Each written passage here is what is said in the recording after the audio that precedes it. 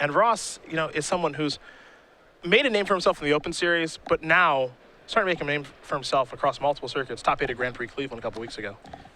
And for Ross, these kind of matches, I feel they matter a lot to him.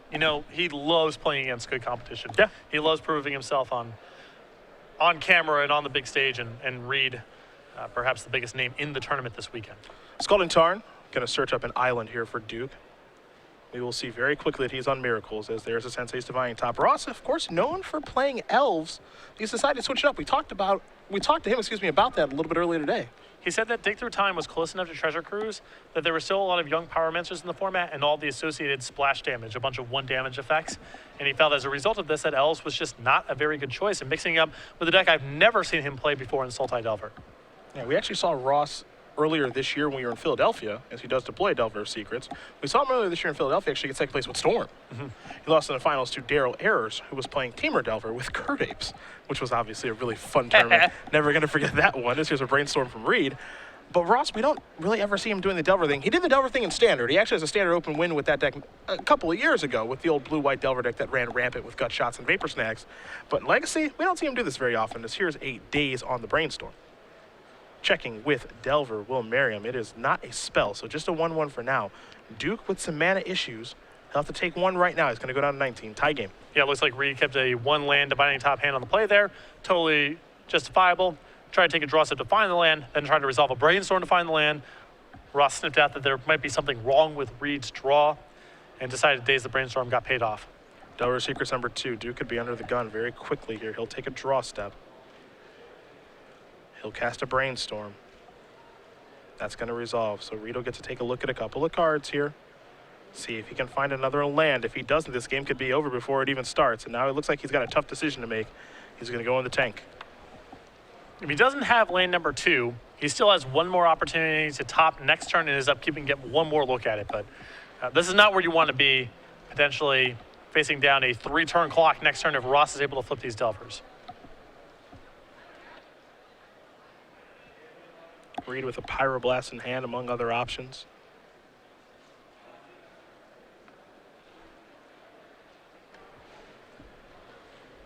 Brainstorm is done resolving. There's a land. It's a Plains. This is another top. He'll pass the turn back to Merriam. Merriam will put the Delvers on the stack. Take a look. Will not flip. And no Brainstorm either.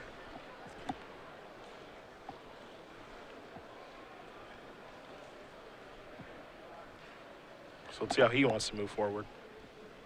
The draw step was a Brainstorm, so he's going to cast that now. Take a look at a couple. And he'll put some back here in a moment. So Reid avoiding catastrophe this turn. If Ross's Delvers would have flipped, that would have been really bad news. But now he knows that's happening next turn. Yeah.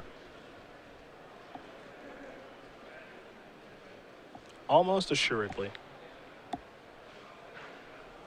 2 cards go back here from Merriam. Brainstorm done resolving.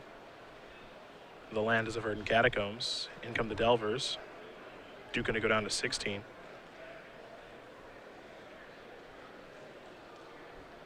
Yeah, we'll pass the turn back Reid's way. Reid will take a draw.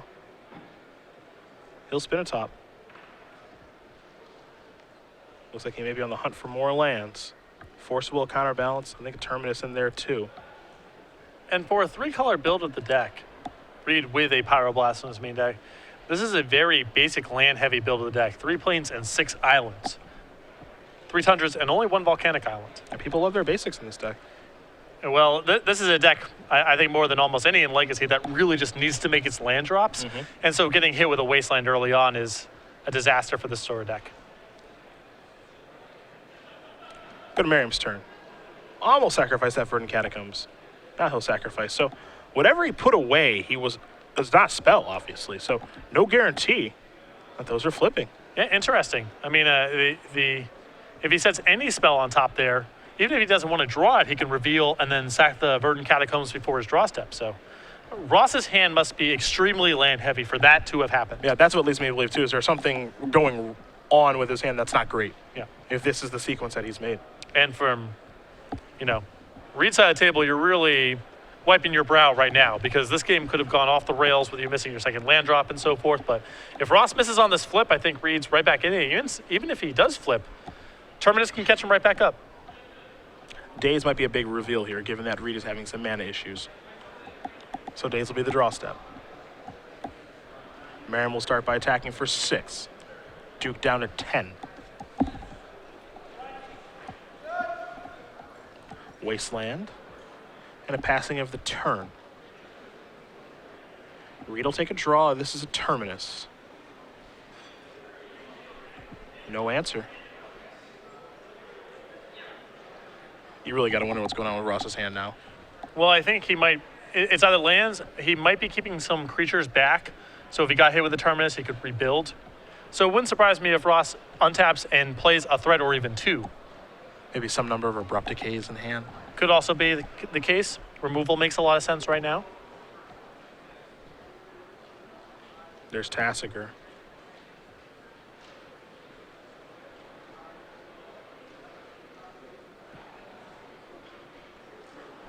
A lot of cards in Ross's hand, though. Here is Forcible removing a counterspell for Duke to fight over Tassiger.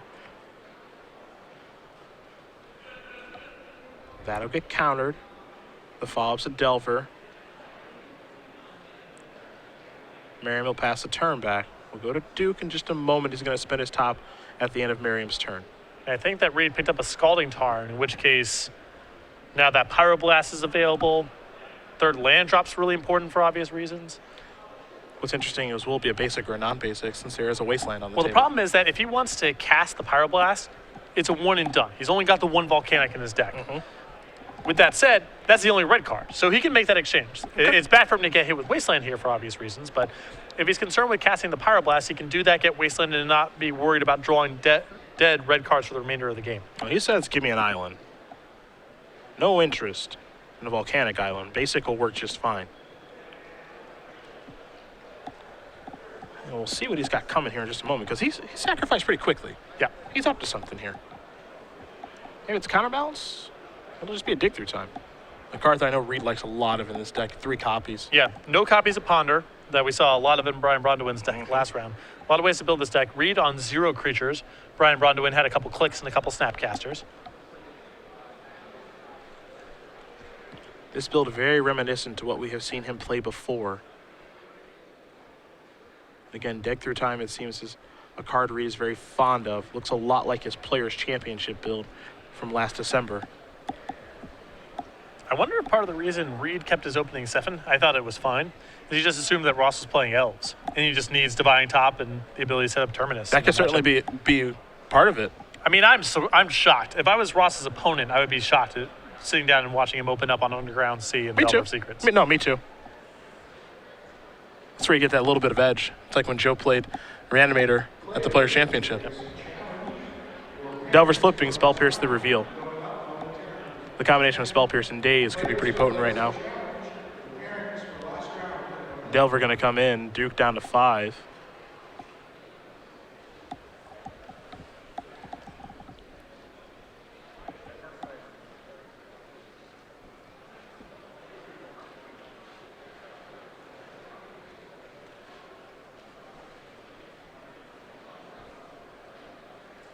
Looks like there is a follow-up. Maybe. Ross a little unsure. Well, the concern probably is not something like Terminus, because with Spell Pierce and Daze, he can check it if that happens on the upkeep.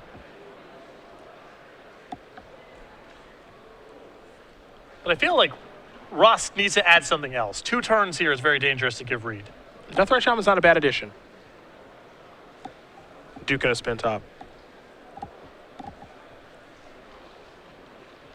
I mean, the worst case scenario here is something like Supreme Verdict, where you're not happy you played the second threat, but I don't think Ross can afford to give Reid several turns of topping and potentially shuffling.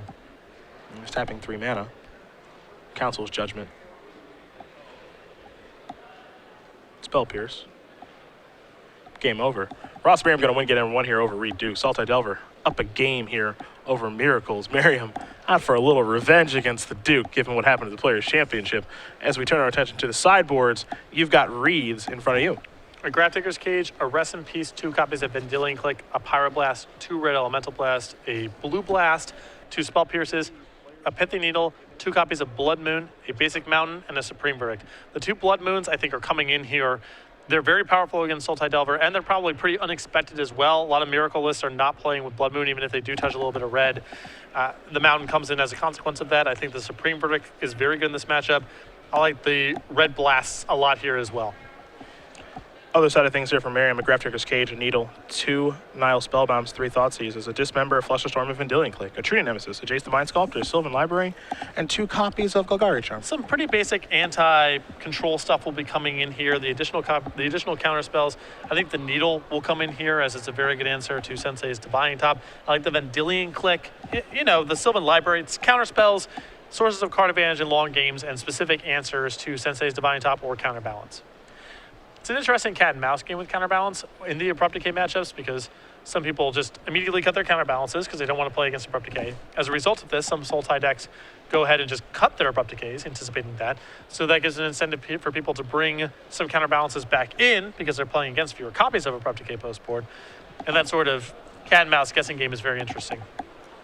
We mentioned that both these players did play at the Star Stadium's Players' Championship in December. They actually played against each other in what was arguably the most entertaining match, but Brad Nelson won that tournament, and he'll be headed back to the Players' Championship. Of course, Jim Davis will be joining him. The question is, who else? We've got more tickets to punch for our Players' Championship, December 19th through the 20th. 16 competitors, $50,000. Nelson looking to repeat. Davis looking to improve on his performance last year. Got to figure out the rest of the crew. And an opportunity for a new face to show up here as well. Brad, of course, the defending champion. Jim, not surprising that Jim or someone like Ross or one of our other established players would have gotten the Season 1 point invite, but this invitational could throw a wrench into things. We could see an entirely new face in the Players' Championship. And hopefully that'll be the case. Again, December 19th and the 20th, 16 competitors, $50,000. See if Nelson can defend his title that he certainly earned. Had to get through a lot of great players and beat maybe the hottest Magic player in the world right now, Gerard Fabiano. He's certainly on the short list. Gerard unfortunately couldn't make it this weekend due to some work conflicts, which is nice because it gives an opportunity for someone else to win the tournament. It's so nice of him.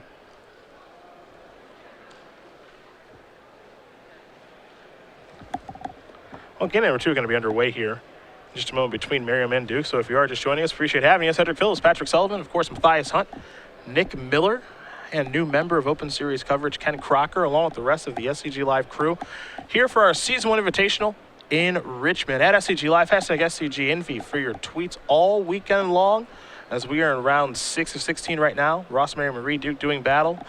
Our standard portion of the day is done, but we do start tomorrow with that. So that'll be a lot of fun. And, of course, on Sunday for our elimination rounds, that'll be standard, best 3 out of 5. So a lot of standard action with Dragonstark here, but right now our focus on Legacy. And that top 8 should be a blast. Oh, yeah. All the standard rounds are going to be great. Just a new environment and people trying to do their best. There's no way they have the best builds week 1. That's almost impossible. So not only is there a lot of cool decks that are going to be coming out of this, but I think a lot of room for improvement as well. These lists are going to evolve very quickly. We've seen Anticipate, Thunderbreak Regent, Haven of the Spirit Dragon, Myth Realized. A lot of cards from Dragonstark here are already in standard. Hopefully we see some in Legacy too. As Merriam is happy with his hand, it looks like Duke's going to send it back. Take a look at 6. Duke, of course, one of the world's best. A lot of success on the Open Series circuit. An invitational champion a few years ago in Los Angeles. Played in our Players' Championship, 2nd place of the Season 3 Invitational. Lost to Tom Ross in the finals. They're now teammates, members of the Pantheon. And, of course, Ross, a lot of Open Series success for him as well. Not as much as Reid, but does have an invitational top 8 to his name, a couple Open Series victories, a couple runner-up finishes, too, and almost went back-to-back last year. Can't forget about that. Came very, very close. Won the Standard Open and then lost in the finals of the Legacy Open the following day. Dave Shields was his nemesis. Death and Taxes beating Elves. Both these players off to a great start so far this weekend. Merriam up a game here. See if he can keep it going or if Duke can tie things up as he's on a mulligan right now. Taking a long look at 6. He will keep. Scalding Tarn will start off game number 2. Here's the Underground Sea. That's a Deathrite Shaman. We'll go back Reid's way. Reid will take a draw step. It's another card that's back in a big way now with the banning of Treasure Cruise. A flooded strand and a passing of the turn. We go back to Ross. Deathrite Shaman going to come into the red zone. There's a Wasteland. Perhaps some color issues for Merriam. It's not uncommon for Sultai Delver. They have pretty sensitive mana bases and a bunch of Wastelands, so it's not uncommon for them to be missing colors. Fairly reliant on old Deathrite Shaman for color fixing at times. Yeah, definitely. Duke without a third land, so Merriam will shrug his shoulders. Get in here with Deathrite Shaman yet again. Duke will go down to 18. There's a blue to Delta, so everything's A-OK here for Merriam. Big deal now, a land in the graveyard for his Deathrite Shaman. Green mana, land number 3. And a Reid stumbling again out of the gates. A Bayou is the weapon of choice here for Ross, and we'll see what spell he's going to cast, assuming he's going to play one.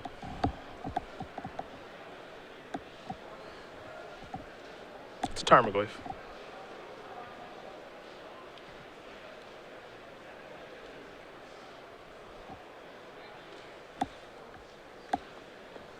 An island here for Reid, and a passing of the turn. We go back Ross's way. We'll have our handy-dandy Tarmogoyf die out there for everyone at home in just a moment. See if the Lurgoyf is a 1-2. Here's a Sylvan Library looking to make it a little bit larger if it gets countered.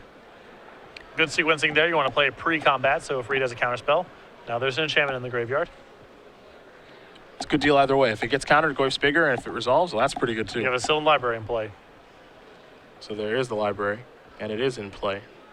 Duke will take a little bit of damage here, and he'll just have to pass the turn back. Quickly changing the art around there on the screen so you don't have to look at the gobbledygook template on the 4th edition Sylvan Library. Oh, you don't like the old one? Oh, I love hilarious old templates. It's just not very helpful for the viewers at home. Some of whom may not have been playing Magic in 1995. Well, shame on them. Oh, yeah. No, I agree. Shame on them. But you got to work around the needs of your audience. You do. Ross is going to take all those cards. This means he's paid 8 life. That's my favorite play, and I do not see people do that enough in control matchups. Just take them all. It's basically free. He's got Deathrite Shaman. You just remove get it a right creature. back. Yeah. The full rebate. 2 more damage coming through. You know, Ross is off to a really, really nice start this game. Reid's not really doing much of anything. His hand is really doesn't seem very functional. It's a lot of red blasts against Deathrite Shaman, Tarmogoyf, and Sylvan Library. Yeah. But it doesn't take much for Reid to turn the game around. And also, Ross's clock really not all that fast. If that Tarmogoyf were a 3-power creature, might be a little bit different. There's time. I mean, Reid can still definitely get to something like Supreme Verdict. There goes Jace. That's a Planeswalker in the graveyard. Ross going to use the Sylvan Library yet again. He'll only take 1 card this time, and it'll be a fetch land. Verdant Catacombs to be exact. Problem here for Reid is that Ross's hand is rolled up pretty nice. You can see 3 Force of Wills, and it looks like enough blue cards to cast them all. It does potentially make Reid's Pyroblast better down the road, but he's got to shore up what's happening on the board first. Ross going to try to figure out the best way to attack. This is a Delver of Secrets. Again, playing this pre-combat in the off chance that Reid does counter it. Red zone time. Just 2 points as Duke goes down to 12.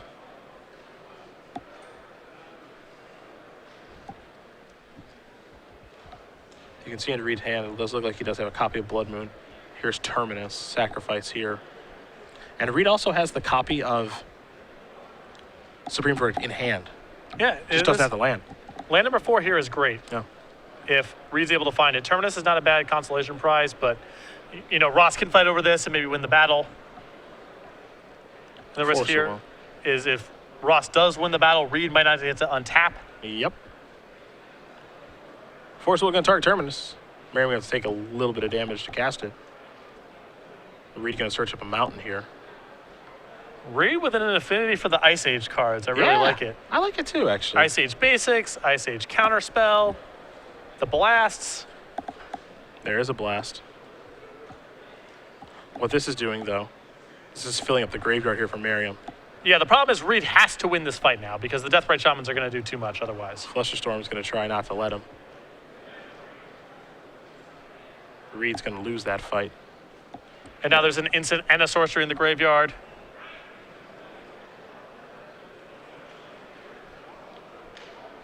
Tarmogoyf's a little bit bigger now.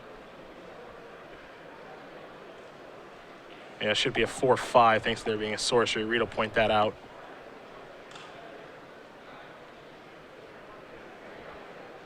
Check here with Delver. It's an Abrupt Decay. That'll flip. I think Ross can tell he's probably got this one sewn up. This is lethal. Sylvan Library, Liliana as well. He'll pay 4 to take the Liliana and Abrupt Decay. You can see a Force of Will in hand. This will be an attack for 7. Duke's going to go down to 2. 1 Deathrite Shaman activation should be all that it takes. Ross Merriam's going to win this game and match over Reid Duke. 2 games to 0. Sultai Delver will take care of Miracles. A little bit of retribution there for Merriam. Some stumbles for Reid in both games, and Sultai Delver can be pretty ruthless when opponents stumble, especially in this matchup where Reid can't catch up with counterbalance due to the presence of Abrupt Decay in Ross's deck. A very impressive win and a great start here for Ross. 6-0 is a fantastic start at any invitational, certainly this one. And another player of the many that we've featured that wants to go back to the Players' Championship. And keep in mind, this is a tournament without buys. This is our first invitational without 2 buys in a very long time. So we're used to players like Ross and Brian Brondwin having very good day ones on the back of the 2 buys. Now these players are doing it au naturel. Very good start for Brian Brondwin, who we had on camera last round, and now Ross Merriam. Also means that Ross is 2-0 with Sultai Delver. No L's necessary. Well,